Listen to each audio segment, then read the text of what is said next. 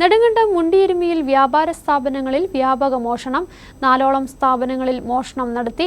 ലക്ഷക്കണക്കിന് രൂപയുടെ ഉപകരണങ്ങളും പണവും മോഷ്ടാക്കൾ അപഹരിച്ചു. CCTV ദൃശ്യങ്ങൾ കേന്ദ്രീകരിച്ച് പോലീസ് അന്വേഷണം ആരംഭിച്ചു.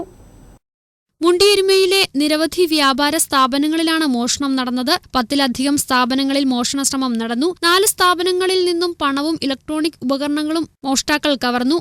ടൗണിലെ വിവിധ വ്യാപാര സ്ഥാപനങ്ങളുടെ മുമ്പിലുണ്ടായിരുന്ന CCTV ക്യാമറകൾ സംഘം നശിപ്പിച്ച ശേഷമാണ് മോഷണം നടത്തിയത്. മോഷണം നടത്തുന്നതിന്റെ CCTV ദൃശ്യങ്ങൾ പോലീസിന് ലഭിച്ചു. 6ഓളം പേരടങ്ങുന്ന സംഘമാണ് മോഷണത്തിന് പിന്നിലെന്നാണ് CCTV ദൃശ്യങ്ങളിൽ നിന്നും മനസ്സിലാകുന്നതെന്ന് പോലീസ് പറഞ്ഞു. അടിയന്തരമായി മോഷ്ടാക്കളെ പിടികൂടണമെന്നാവശ്യപ്പെട്ട് വ്യാപാരി വ്യവസായ ഏകോപന സമിതി രംഗത്തുവന്നു.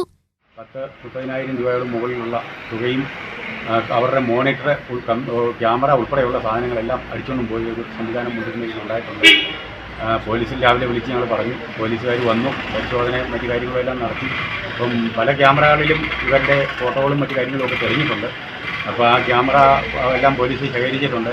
അപ്പോൾ ഒന്നിലധികം ആൾക്കാരുണ്ട്, 3-4-5 പേരാണ് ക്യാമറയിൽ തെളിഞ്ഞിരിക്കുന്നത്.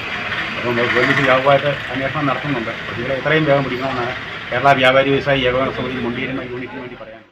ഫോറൻസിക് വിദഗ്ധർ, ഡോഗ് സ്ക്വാഡ് തുടങ്ങിയവയെ സ്ഥലത്തെത്തിച്ച് അന്വേഷണം നടത്തുമെന്ന് നെടുങ്കണ്ടം പോലീസ് പറഞ്ഞു. CCTV ദൃശ്യങ്ങളിൽ നിന്നും പ്രതികളെക്കുറിച്ച് സൂചന ലഭിച്ചിട്ടുണ്ടെന്നാണ് വിവരം. മറ്റു മേഖലകളിലെ CCTV ദൃശ്യങ്ങളും പോലീസ് സംഘം പരിശോധിച്ചു വരികയാണ്. ന്യൂസ് ബ്യൂറോ, രാജകുമാരി.